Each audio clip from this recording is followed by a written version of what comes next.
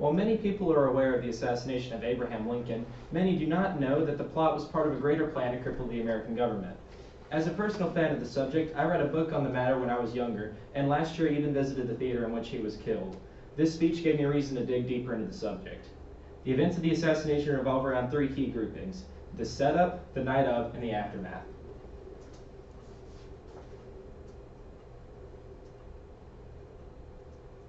In the mid-1860s, America was engaged in a civil war that ended when General Robert E. Lee surrendered to General Ulysses S. Grant.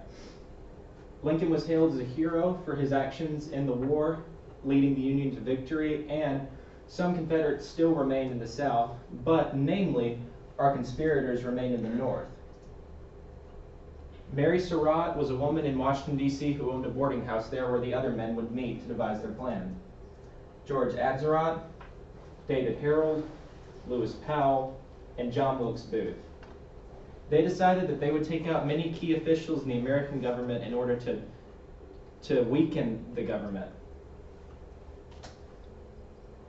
These three were Abraham Lincoln, who was the target of John Wilkes Booth, Secretary of State William Seward, who was the target of Lewis Powell and David Harold, and Vice President Andrew Johnson, who was the target of David Atzerodt.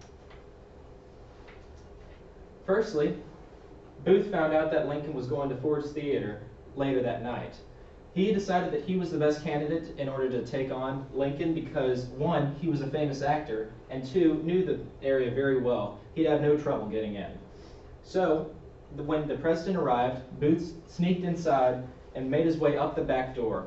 Now, normally, Lincoln would have had a guard sitting at the door to protect him, but sometime at the intermission, the guard and two other men went across the street to a tavern where they would drink. Now, it's unsure whether or not they returned, but what we do know is that he wasn't there when Booth got there. So Booth made his way inside and barred the door behind him. Once in there, he waited for the exact moment in the play that he was waiting for. Booth, again, as an actor, knew this play, Our American Cousin, very well. So when the time came for one of the funniest lines in the scene, he knew that it would be time to take out Lincoln. So when the line came and the audience was full of uproarious laughter, Booth sneaked up behind the president and put his gun to his head, shooting him. The gunshot was disguised by the loud sounds of the audience, and Major Henry Rathbone, who happened to be in there with the president, noticed the gunshot, jumping up and struggling with Booth. Booth pulled out his knife and stabbed the man in the arm, only to leap down 12 feet from the presidential box down to the stage. On his way down, his right spur caught with the flag as he was coming down, and he landed awkwardly on his left foot, causing him to break his leg.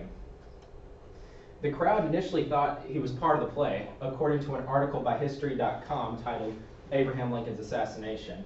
But as he made his way across the stage, they found out that they were quite wrong. He lifted his knife into the air and shouted the motto of the state of Virginia, Sic Semper Tyrannis, which means, and thus with tyrants. With a few people in pursuit, Booth quickly made his way outside and jumped onto his horse, where he was off to the streets of D.C. without anyone able to follow him. Next was Lewis Powell and David Harold. Now, Lewis Powell was assigned to actually kill the Secretary of State, but Harold was just going to lead him there because Powell was quite unfamiliar with the area. According to Bill O'Reilly's book, titled Lincoln's Last Days, just a week before, William Seward had been thrown from his carriage in an accident and broken his jaw and arm. Because of this, doctors had to place a stent around his neck in order to set it, and he was resting in his bed when Lewis Powell and David Harold arrived. Lewis Powell went up to the front door and was able to convince the butler that he was a pharmacy assistant and was just coming there to administer some medicine personally to the secretary. The butler let him in, and Powell made his way through the house until he was stopped by Seward's son, Frederick. Powell then realized that he had been caught and decided to push through the man and head into the secretary's room.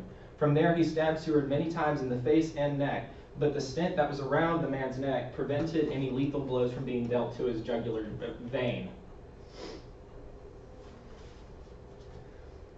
So, a few more men came in to help Seward, and Powell realized that he was in trouble and needed to get out of there.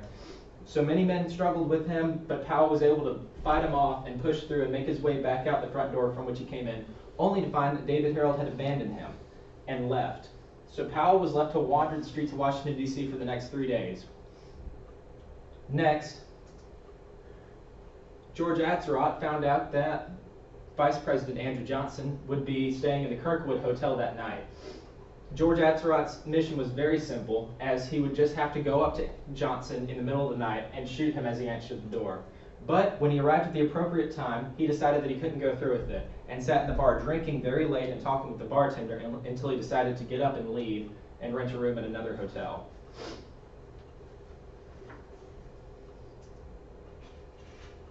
Thus, with all their missions either completed, given up, or failed, the men split off into different areas. As soon as Booth had left the theater, many physicians came up to check on Lincoln. And according to Lincoln, by Adam Goodhart, Lincoln had to be moved across the street to a tailor's home in order to keep him steady, but he died the next morning at about 7 o'clock. So Booth went back to the Surratt house and met up with David Harold. They were the only people to rendezvous there. They then continued running until they made it to a barn, where it was lit on fire by soldiers who found them. David Harold surrendered himself, but Booth was shot in the neck. His final words were, "Tell my mother I die for my country." And as he asked a guard to lift up his hands to his face, he said, "Useless, useless." Powell was lost in D.C. and eventually found his way back to the Surratt home, but just as detectives were there.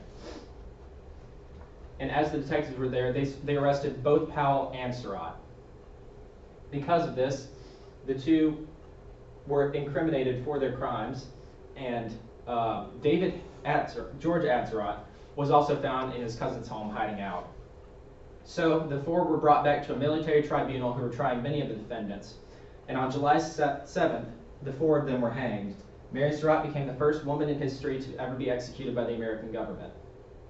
The whole of the Lincoln assassination occurred over the setup, the night of, and the aftermath.